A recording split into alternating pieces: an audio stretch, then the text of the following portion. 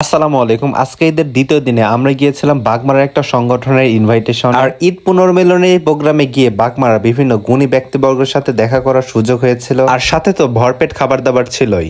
So hi there everyone, আসসালামু আলাইকুম। সবাইকে পবিত্র ঈদ উল আজহার শুভেচ্ছা জানিয়ে আজকের ভিডিও শুরু করছি। তো আজকে মূলত আমরা গিয়েছিলাম রাজশাহীর বিজিবির সীমান্ত অবকাশ নামে একটা জায়গায়। রাজশাহীতে অবস্থানরত আমাদের বাগমারা সকল মানুষদের নিয়ে একটা সংগঠন আছে, যা আমরা বাগমারাবাসী নামে পরিচিত।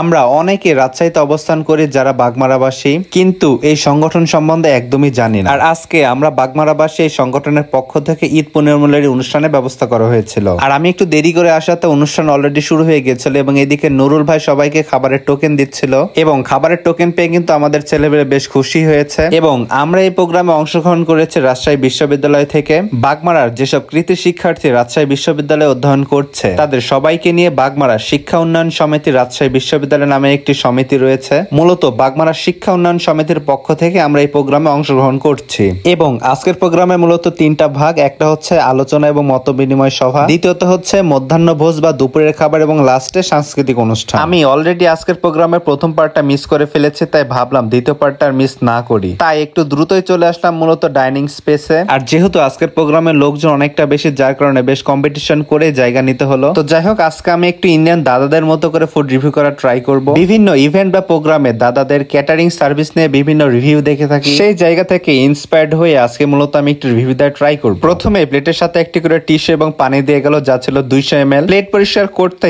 আজকের খাবারের প্রথম মেনু চলে আসলো। আজকের প্রথম আইটেমটি ছিল সাদা পোলাও। পোলাওটা বেশ ঝরঝরে ছিল এবং আমার কাছে বেশ ভালোই লেগেছে। দেন পোলাওয়ের পরে চলে আসলো রোস্ট। যদিও বা আমি লেগ পিস পাই নাই, তবে আমার কাছে এটা কোনোভাবেই রোস্ট বলে মনে হয়নি। আমার কাছে পার্সোনালি যেটা মনে হয়েছে, এটা মুরগির বড় পিসের ভুনা। এবং আমি যদি একটু ব্লগারদের ভাষায় বলার চেষ্টা করি, এটা ছিল কোয়ার্টার সাইজ চিকেন কারি, যেখানে গ্রেভিটা স্বাভাবিকের তুলনায় একটু বেশি রাখা হয়েছে। দেন পরবর্তী আইটেম চলে আসে বুটের ডাল। এবং রাজশাহীর মানুষজন যদি একটা খাবার খুব পারফেক্টলি কুক করতে পারে, তাহলে সেটা হচ্ছে বুটের ডাল। আপনি রাজশাহীতে কোনো রিলেটিভস এর বাসায় আসলে অবশ্যই বুটের ডালটা ট্রাই করবেন। আর এই বুটের ডালটা ছিল আমার খাওয়া একদম বেস্ট একটা বুটের ডাল। কলিজা দিয়ে রান্না করা এই বুটের ডাল আমার কাছে এই পর্যন্ত খাওয়া ওয়ান অফ দ্য বেস্ট বুটের ডাল। আর এইদিকে বুটের ডালটা এতটাই মজার হয়েছে যে নুরুল ভাই এইদিকে চামিচ দিয়ে কলিজা খুঁজতেছে। দেন চলে আসলো মাটন। মাটন আমার কাছে মনে হয়েছে যে একটু বেশি অয়েলি। এখানে ছিল 2 পিস মাটন, এবং সাইজটা আমার কাছে বেশ ভালোই মনে হয়েছে, তবে আরেকটু স্পাইসি করলে একদম জমে যেত বিষয়টা।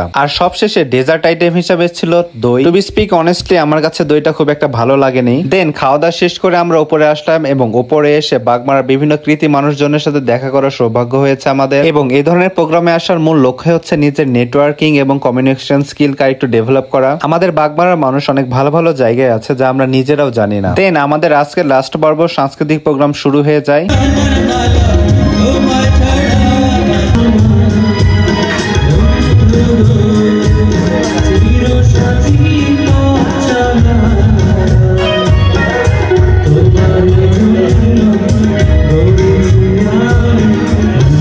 আর এই ছিল আজকের ভিডিও। সবার ঈদ কেমন কাটছে অবশ্যই আমাকে জানাবেন। Till the next video, tata, bye bye.